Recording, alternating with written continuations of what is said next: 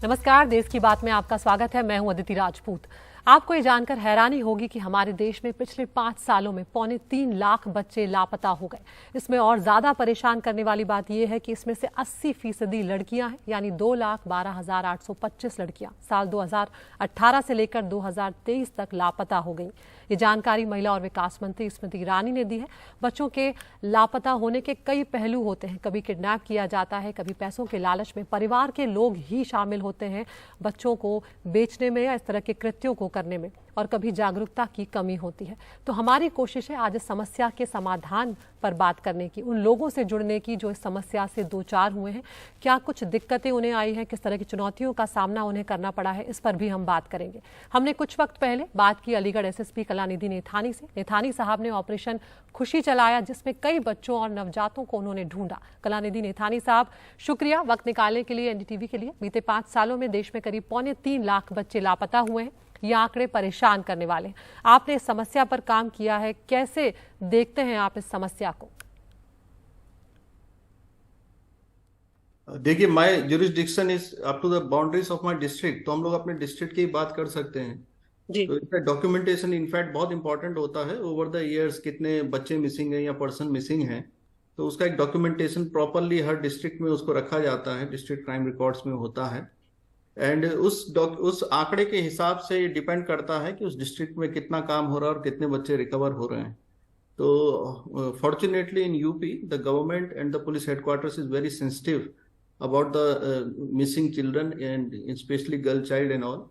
तो उसके लिए काफी काम डिस्ट्रिक्ट पुलिस वगैरह कर रही है, और हमने भी इस डिस्ट्रिक्ट में अपनी पास पोस्टिंग की डिस्ट्रिक्ट्स में इस तरह के काम किए हैं और विभिन्न ऑपरेशन चलाए हैं इस जनपद में। इसको ऑपरेशन खुशी कहा जाता है, और इसमें बच्चे ही नहीं, मिसिंग पर्सन को भी इसमें हमने इंक्लूड किया। कई बार कई लोग ओल्ड एज में ही मिसिंग हो जाते हैं, तो एक विस्तृत ऑपरेशन चला करके बहुत लोगों को इसमें बरामद किया जाता है। अकेले ईयर 2022 में हम लोगों ने 300 के अराउंड लोगों को इसमें रिकवर किया। बहुत काबिल तारीफ बात ये यहाँ पर, इसमें 3.25 लाख के जो आंकड़े हैं नेथानी साहब, इसमें लड़कियों की तादाद 80% है। क्या आपने भी यही पाया जब आपने ऑपरेशन खुशी चलाया? इसके पीछे क्या वजह देखते हैं आप? अगर स्पेसिफिकली चिल्ड्रन की हम बात करें तो जैसे मैंने कहा है कि हाल फिलहाल में यहाँ पे हम सब लोग बहुत ही सेंसिटिव हैं और सभी अक्रॉस द डिस्ट्रिक्ट्स इसको बरामद किया जा रहा है। मैं अपने डिस्ट्रिक्ट्स की बात करूंगा तो जो चिल्ड्रन होते हैं, चिल्ड्रन में 2 तरह का है अगर वो मिसिंग हो रहे हैं। इधर they are victim of crime, या वो किसी कारण से घर में डांट खा के या किसी तरह से घर छोड़ के चले गए। ये दोनों एक डिफरेंट कैटेगरी हैं, और इन दोनों में रिकवर करने का बहुत ही अलग तरीका होता है। जहां कोई किडनैपिंग होती है, सपोज किसी को जैसे भीख मांगने के लिए हम लोगों ने कुछ महीने पहले एक बच्चा रिकवर किया था, रेलवे स्टेशन पे मिला था, तो उसको भीख मांगने के लिए कोई ले जाना चाहता था, तो उसको रिकवर किया। तो विक्टिम ऑफ क्राइम था, तो उसमें क्राइम टीम्स लगती हैं, सर्वेलेंस टीम्स वगैरह होती हैं जो उसको रिकवर करती हैं। दूसरा तरीका जो होता है जिसमें प्योरली मिसिंग है, जिसमें हमको पता होता है कि ये घर से डांट खा के गया है या इस तरह की बात है, देन ही इज लायबल कि वो कोई क्रिमिनल उसको अपनी किसी क्राइम में इन्वॉल्व कर ले गया, कुछ इस तरह की बात है। तो उसमें हम लोग विभिन्न शेल्टर होम होते हैं, रेलवे स्टेशन, बस स्टैंड, उसको देखते हैं और उसको ढूंढते हैं, रिकवर करते हैं। यकीनन इसमें लड़कियों का भी काफी संख्या होता है। और गर्ल्स के केस में एक और चीज होता है जो किडनैपिंग में कह लें 18 ईयर्स से कम के हैं, जो इलोपमेंट केसेस है, उसको मैं इलोपमेंट भी नहीं कहूंगा, इट्स अ क्राइम। अगर वो माइनर है और कोई उसको लेके जाता है साथ में, तो वो वाले केसेस भी इन्वॉल्व हो जाते हैं। और कई बार हम लोग को कभी जैसे ट्रैफिकिंग के केसेस भी आते हैं, तो उनको हैंडल करने का एकदम अलग तरीका है। उनसे जुड़ी हुई कई संस्थाएं भी हैं, चाइल्ड वेलफेयर कमिटीज अपना काम करती हैं, और उसके साथ एनजीओस भी जुड़े होते हैं। ऑपरेशन खुशी इसका नाम है। एक पुलिस पर्सन के लिए भी बहुत खुशी की बात होती है जब एक बच्चा उसकी मदर को देते हैं। आई थिंक उससे ज़्यादा जॉब सेटिस्फेक्शन कभी नहीं मिलता है।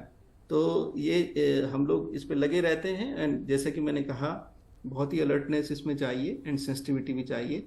जो स्टाफ भी इस काम के लिए हम लोग लगाते हैं, वो भी बहुत ही प्रोफेशनल होना चाहिए।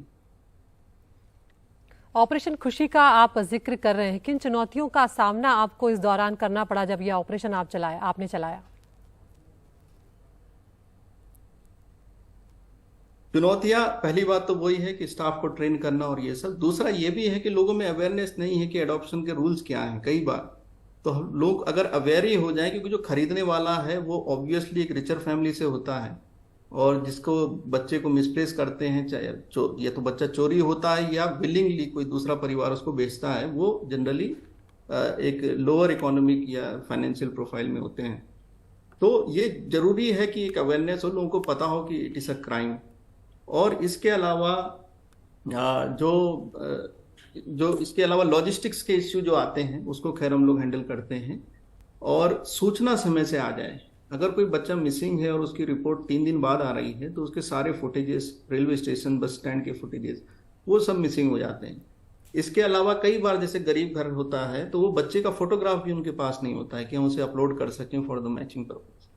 तो ये सारी चीजें आती हैं। और जैसा कि ये चैलेंजिंग जॉब है, इसके लिए कमिटमेंट बहुत चाहिए, जैसे मैंने पहले भी कहा है। बिल्कुल, देश भर में ये समस्या देखने को मिल रही है, तो क्या कुछ कहना चाहेंगे आप? क्योंकि लोगों के भीतर जागरूकता की भी बहुत कमी है, उन्हें पता नहीं होता कि उन्हें क्या कुछ करने की जरूरत है जिससे वो भी इसमें हिस्सा बन सकते हैं इस तरह के अभियान का।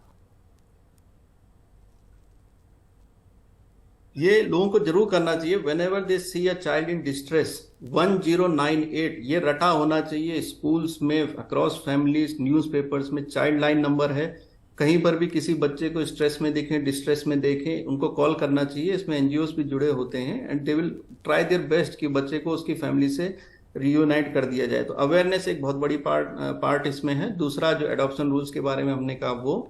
तीसरा जो ट्रैफिकिंग है, इसके बारे में जनरल अवेयरनेस होना चाहिए कि क्या चीजें ट्रैफिकिंग में आती हैं, क्या नहीं आती हैं। और चौथा पॉइंट कि ये जो इलोपमेंट वाले केसेस हैं, इसमें सबको पता होना चाहिए कि 18 से कम अगर कोई मर्जी से भी जा रहा है तो वो भी किडनैपिंग की श्रेणी में आता है एंड इट्स अ क्राइम। तो ये कुछ चीजें हैं, लीगल अवेयरनेस उसका एक पार्ट है। और दूसरा, लॉ अपना काम करे और जब भी इस तरह का वर्कआउट्स हम लोग करते हैं तो उसको पब्लिसाइज भी करते हैं, बिकॉज जब वो पब्लिसाइज होता है तब लोगों को ये पता चलता है कि क्या नहीं करना है और क्या नहीं सोचना है। और इसके लिए जैसे मैंने कहा, प्रोफेशनलिज्म की बहुत जरूरत होती है, which we all try to maintain. और बाकी जो आपने डेटा बताया ऑल ओवर इंडिया का, उसके आई डोंट नो कि आपके पास कौन सा डेटा इस समय है। मैं तो एक डिस्ट्रिक्ट का एसएसपी अपने डिस्ट्रिक्ट की बात कर सकता हूँ। यहाँ पे हमारी teams they are all geared up. कभी भी ऐसी सूचना आती है हम लोग एकदम लग जाते हैं। रात के 3 बजे भी सूचना आती है, एक टीम बस स्टॉप स्टैंड चली जाती है, एक रेलवे स्टेशन चली जाती है।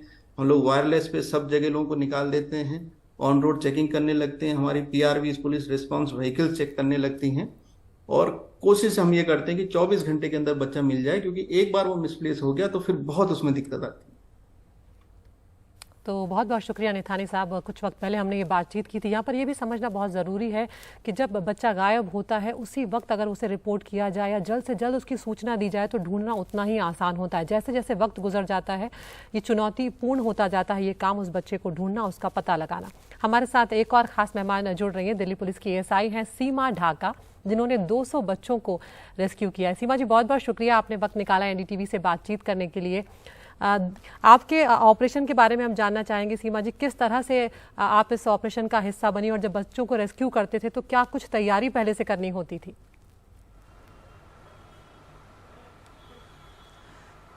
बिल्कुल मैम, मैंने जब ये स्टार्ट किया था, मेरे दिल्ली पुलिस की तरफ से एक बहुत अच्छी स्कीम स्टाफ के लिए बनाई गई थी कि जो भी पुलिस ऑफिसर 1 साल में एक टारगेट था कि उसको कंप्लीट करेगा, इतने बच्चे रेस्क्यू करेगा, उसको आउट ऑफ टर्न प्रमोशन दिया जाएगा।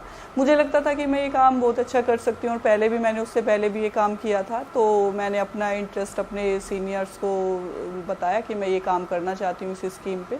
उन्होंने मुझे अलाउ किया और सपोर्ट भी किया, जिसकी बदौलत मैंने अभी तक 200 से ऊपर बच्चे किडनैपिंग जो चाइल्ड हैं उनको मैं रेस्क्यू कर चुकी हूँ और उनके पेरेंट्स के हैंड ओवर कर चुकी हूँ। रही तैयारी की बात मैम, तैयारी का तो कुछ आइडिया नहीं होता, हर परिस्थिति के हिसाब से आपको तैयारी करनी पड़ती है। बस मन में एक टारगेट होता है कि हाँ मुझे ये काम करना है, रास्ते खुद पे खुद मिल जाते हैं। स्टाफ का सपोर्ट, अपने सीनियर का सपोर्ट, सारी चीज़ें मायने रखती हैं और अपनी भी काबिलियत कि आप कितना इंटरेस्ट लेके किस काम को करना चाह रहे हैं। बस मैम उसी थीम पे काम कर रहे हैं ऐसे ही। बिल्कुल। यहाँ पर सीमा जी, आपने भी ये आंकड़े आपके सामने भी पहुँचे होंगे कि 3.25 लाख बच्चे जो हैं पिछले 5 सालों में वो लापता हो गए हैं। कहाँ पर आप इस समस्या की जड़ देखती हैं, कहाँ कमी है? क्योंकि ये बहुत चिंता की बात है और ये बहुत बड़ा आंकड़ा है। बिल्कुल मैम, जो आप बता रही हैं आंकड़े वो बिल्कुल एक्यूरेट होंगे, लेकिन 2.25 लाख में से हम उन बच्चों को भी माइनस कर ले जो अभी CWC के अंदर आने वाले चाइल्ड जो ये शेल्टर होम होते हैं, उनमें भी आप कैलकुलेट करें कि उनमें कितने लावारिस बच्चे रह रहे हैं, तो उनमें से जो टोटल स्ट्रेंथ है उसमें से उसको माइनस कर ले, क्योंकि बहुत से वो बच्चे इंडियन ही हैं और इंडिया के ही किसी कोने में से गुम होके वो शेल्टर होम तक पहुंचते हैं। तो जो मिसिंग का आंकड़ा है और जो शेल्टर होम का आंकड़ा है वो भी देख लें, क्योंकि कई बार क्या होता है कि अवेयर नहीं हो सकते, या शेल्टर होम वाले लगा लो या कोई भी जो उनकी काउंसलिंग करते हैं, अगर कोई बच्चा मिलता है उसको CWC अनक्लेम्ड बच्चा मिलता है उसको CWC में प्रोड्यूस किया जाता है, CWC उसको काउंसलिंग करके या जैसे भी जो भी प्रोसीजर होता है उसको शेल्टर होम में भेज देते हैं जब तक कि उसके पेरेंट्स नहीं मिलते। उसमें अगर हम एफर्ट्स करें तो वो बच्चे जो शेल्टर होम में रह रहे हैं वो शायद अपने घरों तक पहुंच सकते हैं, और वो इंडियन ही हैं सारे जो इंडिया के शेल्टर होम में रह रहे हैं, वो किसी ना किसी के इस देश के ही किसी स्टेट से गुम हुए बच्चे होते हैं। लेकिन मैंने देखा है मैम, जो मैंने ऑब्जर्व किया है कि एक बच्चा मैंने ऐसे ही CWC पटना से मुझे कांटेक्ट किया गया था, एक CWC के मेंबर थे, उन्होंने मुझसे कांटेक्ट किया यूट्यूब पे मेरे बारे में देख के। उन्होंने बताया कि एक बच्चा है जो सिर्फ दिल्ली का नाम बताता है कि मैं दिल्ली से हूँ, जो 3 साल पहले हमारे शेल्टर होम में आया था और हमारे CWC की निगरानी में वो शेल्टर होम में रह रहा है।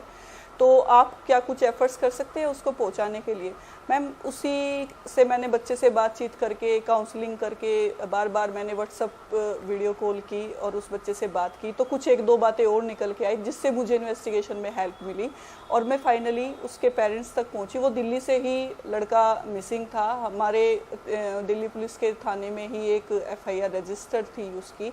मैंने उनके पेरेंट्स से कॉल किया और वहाँ व्हाट्सअप उनसे कराई कॉल CWC के थ्रू, तो उन्होंने अपना बच्चा पहचाना। आप सोचिए 4 साल बाद अपने ही देश के शेल्टर होम से वो बच्चा अपनी फैमिली के पास जा रहा है।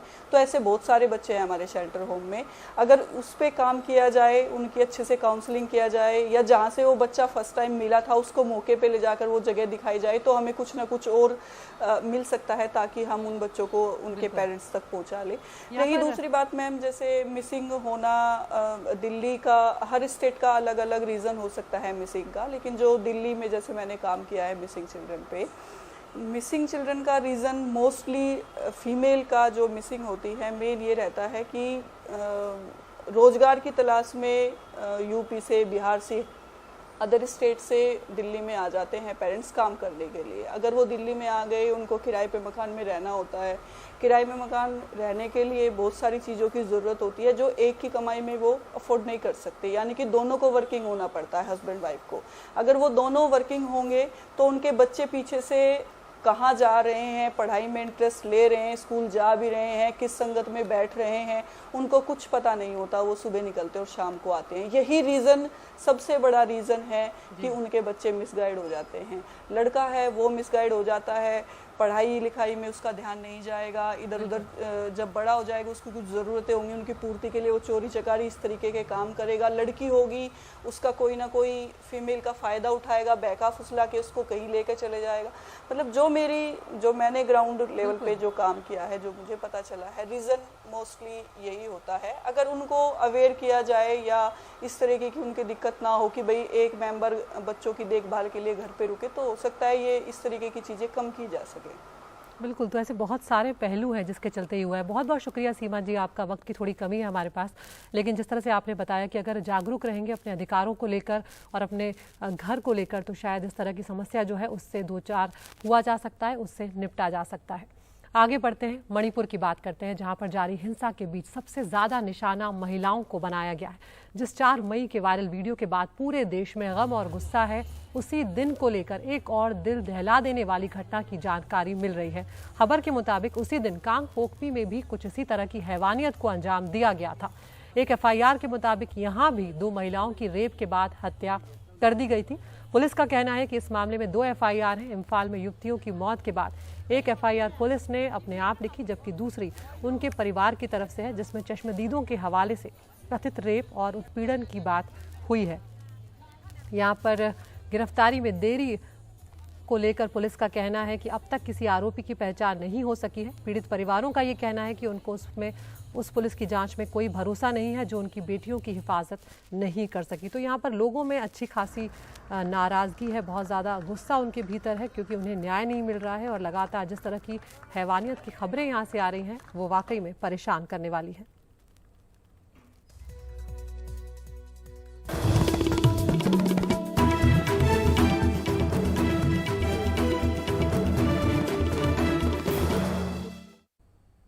वाराणसी के ज्ञानवापी परिसर के सर्वे के मामले में मुस्लिम पक्ष को सुप्रीम कोर्ट से राहत मिल गई है। सुप्रीम कोर्ट ने सर्वे पर 26 जुलाई तक रोक लगाते हुए मुस्लिम पक्ष से इलाहाबाद हाई कोर्ट जाने को कहा है और हाई कोर्ट से इस पर सुनवाई करने को निर्देश भी सुप्रीम कोर्ट की तरफ से दिया गया है। कोर्ट ने कहा कि हमारा विचार है कि मुस्लिम पक्ष को सांस लेने का वक्त देना चाहिए। सोमवार सुबह 7 बजे ही पुरातत्व विभाग के अधिकारी निचली अदालत के आदेश पर ज्ञानवापी मस्जिद में सर्वे करने पहुंच गए। भारी सुरक्षा के बीच सर्वे चल रहा था कि 4 घंटे के भीतर सुप्रीम कोर्ट ने दखल दे दिया। सुप्रीम कोर्ट ने कहा कि 26 जुलाई की शाम 5 बजे तक सर्वे पर रोक रहेगी। मुस्लिम पक्ष तुरंत इलाहाबाद हाई कोर्ट में अपील करे। हाई कोर्ट रोक खत्म होने से पहले ही सुनवाई करे। हमारा मत है कि मुस्लिम पक्ष को सांस लेने का वक्त देना चाहिए। ये सिर्फ एक टेम्पररी अरेंजमेंट है। एक गलत दलील सुप्रीम कोर्ट के सामने दी गई कि उनको हाई कोर्ट जाने का वक्त नहीं मिला। फ्राइडे से लेकर मंडे तक जब वो सुप्रीम कोर्ट आ सकते थे तो हाई कोर्ट भी जा सकते थे और बहुत सारी प्रक्रियाओं का भी उल्लंघन किया गया। हमारा ये बहुत स्पष्ट रूप से कहना है कि ये जो पूरी कार्रवाई है ये section 45 of Indian evidence act में कोर्ट को पावर एक्सपर्ट ओपिनियन देने की, ऑर्डर 26 रूल 10A में कोर्ट को पावर है साइंटिफिक इन्वेस्टिगेशन कराने की और उसी के अनुपालन में ऑनरेबल डिस्ट्रिक्ट कोर्ट वाराणसी ने आदेश पारित किया। अगर इलाहाबाद हाई कोर्ट 26 तारीख की शाम 5 बजे तक कोई रोक नहीं लगाता है तो फिर से एसआई का अपना काम शुरू होगा। मस्जिद कमेटी की तुरंत दखल की अर्जी पर सुनवाई के दौरान सॉलिसिटर जनरल तुषार मेहता ने भरोसा दिलाया कि फिलहाल एएसआई का खुदाई का कोई इरादा नहीं है, ना ही एक भी ईंट हटाई गई है। अभी सिर्फ मैपिंग, फोटोग्राफी और रेडार इमेजिंग का काम हो रहा है। मुस्लिम पक्ष 1 हफ्ते के भीतर हाई कोर्ट जा सकते हैं, लेकिन मुस्लिम पक्ष इस पर रोक लगाने की मांग करता रहा, जो सुप्रीम कोर्ट ने मान ली। जो लोअर कोर्ट ने वो दिया था ये ऑर्डर कि सर्वे होना चाहिए, लेकिन मुस्लिम साइड ने उसको अपोज किया है और ऑलरेडी सुप्रीम कोर्ट में केस इसके खिलाफ अपील की गई है। तो बेहतर ये होता कि पहले सुप्रीम कोर्ट अपना जजमेंट दे देता और उसके बाद ही कोई सर्वे होता। सबको इस बात का इल्म होना चाहिए कि कोई भी मुसलमान कोई भी मस्जिद किसी इबादतगाह को गिरा कर या किसी की दूसरी के ज़मीन पर कब्जा करके कभी नहीं बनाते हैं। फिलहाल मामला इलाहाबाद हाईकोर्ट में चलेगा, लेकिन यह भी तय है कि कुछ दिनों बाद ये लड़ाई फिर सुप्रीम कोर्ट ही आएगी। ज्ञानव्यापी के इस मुद्दे को तो सुप्रीम कोर्ट ने हाई कोर्ट को भेज दिया, लेकिन कई ऐसे मामले हैं जो निचली अदालत, इलाहाबाद हाई कोर्ट और सुप्रीम कोर्ट में चल रहे हैं और अब उसी कड़ी में ये एक और मामला भी शामिल हो गया है। जाहिर है कि इस मुद्दे पर फिलहाल कानूनी लड़ाई थमने वाली नहीं है। नई दिल्ली से Ashish Bhargava, NDTV India. Hyderabad police की क्राइम ब्रांच ने 700 करोड़ के फ्रॉड का पर्दाफाश किया है, जिसके पीछे चीनी हैंडलर्स का हाथ भी बताया जा रहा है, जिन्होंने एक साल में देश भर के तकरीबन 50,000 निवेशकों को चूना लगाया। हर निवेशक को औसतन 5 से 7 लाख रुपए का नुकसान हुआ है। तो एक बड़ा धोखाधड़ी का जो मामला है वो यहाँ पर सामने आया है। 712 करोड़ की धोखेबाजी का भांडाफोड़ यहाँ पर हुआ है और हर निवेशक को बताया जा रहा है करीब 5 से 7 लाख रुपए तक का नुकसान हुआ है और कई खातों के जरिए इस तरह का फर्जीवाड़ा किया गया है। दुबई में बैठे लोग हैंडलर कर रहे थे और चीनी हैंडलर जिसमें शामिल हैं ये फिलहाल बताया गया है। तो हमारी सहयोगी उमा सुधीर ने बात की है हैदराबाद के पुलिस कमिश्नर सीवी आनंद से, वो बातचीत आपको सुनवाते हैं। हैदराबाद पुलिस ने पर्दाफाश किया है एक 712 करोड़ रुपए के इन्वेस्टमेंट या जॉब फ्रॉड का, जिसमें हो सकता है कि 15,000 से ज्यादा लोग ठगे गए हों। हमारे साथ हैं हैदराबाद के police commissioner CV Anand ji. आप कह रहे थे 15,000 नहीं बल्कि 50,000 भी हो सकते हैं। नहीं, इसमें कितने भी हो सकते हैं। हमारा अंदाज ये है कि 15,000 from national crime cyber crime portal से जो हमको इन्फॉर्मेशन मिला है उसको देखते हुए हम कह रहे हैं कि 15,000, बट वो देश भर में अगर आप एनालाइज किए तो अगर क्लोजली देखें तो 50,000 से भी ज़्यादा हो सकता है। और आपने अनुमान लगाया कि हर आदमी ने शायद 5 से 7 लाख रुपए तक यहाँ पे वो खोया है। कैसा ये चलता है, कैसे लोगों को फंसाया जाता है? और आप कह रहे थे इसमें सॉफ्टवेयर इंजीनियर भी हैं। हाँ, आश्चर्य की बात यह है कि पढ़े लिखे लोग जो अच्छे नौकरियों में हैं, सॉफ्टवेयर 50 लाख सैलरी है हर साल, ऐसे लोग भी ऐसे फ्रॉड्स में फंस रहे हैं। तो इसमें आप मैसेज आता है पहले कि आप ये गेम, ये ऐसा ग्रुप है, आप इतना कमा सकते हैं, आपको जॉब, एक पार्ट टाइम जॉब भी देंगे हम। तो वो एक बार लिंक क्लिक करने से आप वो व्हाट्सएप ग्रुप या टेलीग्राम ग्रुप में एंटर हो जाते हैं। वहाँ पर दूसरे लोग ऑलरेडी वहाँ पर वो ग्रुप के मेंबर्स वो हैं और एक दूसरे से बातचीत करते रहते हैं कि हमने 10 लाख कमा लिया है, मैंने, और एक बोलेगा कि मैं 15 लाख कमा लिया हूँ। तो ये सब नाटक है, ये सब फेक लोग हैं जो वो चाइनीज़ जो क्रिएट किए थे ये व्हाट्सएप ग्रुप्स और टेलीग्राम ग्रुप, उनके मेंबर्स ही ये मैसेजेस दे रहे हैं इन लोगों को अट्रैक्ट करने के लिए, उनको ल्यूर करने के लिए। तो हमको ये पता लगा कि ये इन्वेस्टमेंट फ्रॉड में ये सब हो रहा है। तो उसके बाद ये टास्क देंगे उनको। पहला टास्क बहुत सिंपल होगा कि आप ये गूगल लिंक को क्लिक कीजिए, इसको कीजिए, उसका स्क्रीनशॉट भेजिए, आपको 200 रुपये क्रेडिट हो जाएगा। फिर एक थोड़ा टफर टास्क देंगे, फिर उसके बाद आपको 400 रुपये, आप उसको विड्रॉ भी कर सकते हैं। फिर थर्ड टास्क बोलेगा कि 1000 रुपीज़ आपको क्रेडिट हुआ है, आप कंप्लीट किए हैं सक्सेसफुली, बट आप विड्रॉ करने जाएंगे तो मैसेज आएगा वेब पेज पे कि अभी और 4-5 टास्क हैं, उसके बाद ही आप विड्रॉ कर सकते हो। इसका मतलब आप ट्रैप हो गए हो। ये पैसा जो जा रहा है फ्रॉडस्टर्स के पास ही नहीं, ये टेररिस्ट ग्रुप्स के पास जा सकता है, ये नारकोटिक्स में वो उनके पास जा सकता है, वो ड्रग पेडलर्स के पास, या ट्रैफिकिंग जो करते हैं उनके पास जा सकता है। सो इसमें काफ़ी नुकसान देश का हो सकता है। तो एक तरफ जहां दिल्ली में यमुना नदी खतरे के निशान से ऊपर चल रही है, वहीं दूसरी तरफ इसकी जो सहायक नदी है हिंडन, उसमें भी बाढ़ आई हुई है और उसके चलते हिंडन किनारे का जो गाजियाबाद है उसके कई गांवों में पानी अंदर तक चला गया है, गांव के भीतर तक घुस गया है। पानी में डूबने से 2 बच्चों की मौत की भी खबर आई है। हमारे सहयोगी शरद शर्मा की रिपोर्ट।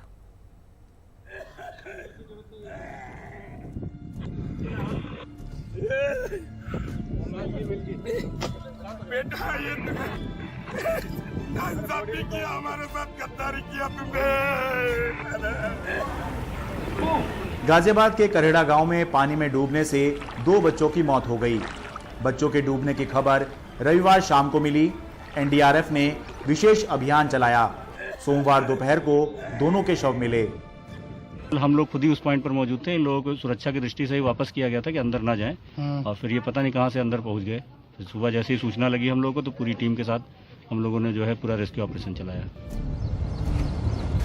यमुना की सहायक नदी हिंडन में बाढ़ से इसके किनारे पड़ने वाले गाजियाबाद के कई गांव इसकी चपेट में आ गए। सबसे ज्यादा पीड़ित है करेड़ा गांव, जहां 4 से 5 फुट तक पानी है। बहुत से लोग गांव छोड़ गए। घरों में ताले दिख रहे हैं। लोग कह रहे हैं 1978 के बाद पहली बार ऐसे हालात दिखे हैं। पीने का पानी के लिए भाई काफ़ी जर्जर समस्या से जूझना पड़ रहा है। इधर भी कहीं भी नहीं है। हालांकि सबको बोला भी गया है कि कुछ सुविधा उपलब्ध कराई जाए। आगे प्रधान जी ने सरकारी स्कूलों में खोलवा दिया है, जगह जगह पानी के टैंकर भी रखवा दी, लेकिन कॉलोनी में भी आ नहीं पाया। यहाँ पर कॉलोनी में आ नहीं पा रहा कि पानी ज़्यादा होगा। हाँ जी। दूसरा लोग लेंगे कैसे? हाँ, किसके एक घर पे कैसे पहुँचाएं? हाँ जी, काफ़ी घरों में पानी चला गया यहाँ तक कि कुछ लोग तो ताला मार के भी चले गए यहाँ से। तो ये कब से रह रहे हैं आप यहाँ पर? यहाँ कम से कम हमें हो गए 15-20 साल।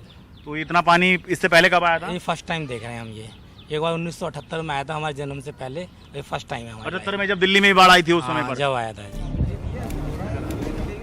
गांव में पीने के पानी की समस्या से निपटने के लिए टैंकर की व्यवस्था की गई है, लेकिन इतने जलभराव में पीने का पानी भरकर घर तक ले जाना भी आसान नहीं। दूसरी तरफ दिल्ली में कुछ राहत है। यमुना का जलस्तर खतरे के निशान से ऊपर जरूर है, लेकिन पूर्वानुमान से कम है। बल्कि सोमवार को धीरे धीरे घटता हुआ भी नजर आया है। रविवार को लोहे के पुल से रेलगाड़ियों की आवाजाही बंद कर दी गई थी। सोमवार को फिर से शुरू कर दी गई। 2 बातें बिल्कुल सत्य हैं। एक तो इस बार दिल्ली एनसीआर में बरसात बहुत ज़्यादा हुई है, जिसकी वजह से हालात बहुत मुश्किलों भरे रहे हैं। और दूसरा ये कि हमने नदी को गंभीरता से लेना बंद कर दिया है, फिर चाहे वो यमुना हो या उसकी सहायक नदी हिंडन। लोग ये सोचकर नदी के क्षेत्र में या नदी के आसपास के क्षेत्र में रहते हैं या कब्जा कर लेते हैं कि नदी तो यहाँ कभी आएगी ही नहीं, लेकिन अब यहाँ पर आ गई है तो ये हालात हैं। गाजियाबाद से अपने कैमरा सहयोगी मोहम्मद मुरसलीन के साथ मैं शरद शर्मा, एनडीटीवी इंडिया। तो देश की बात में फिलहाल इतना ही। नमस्कार।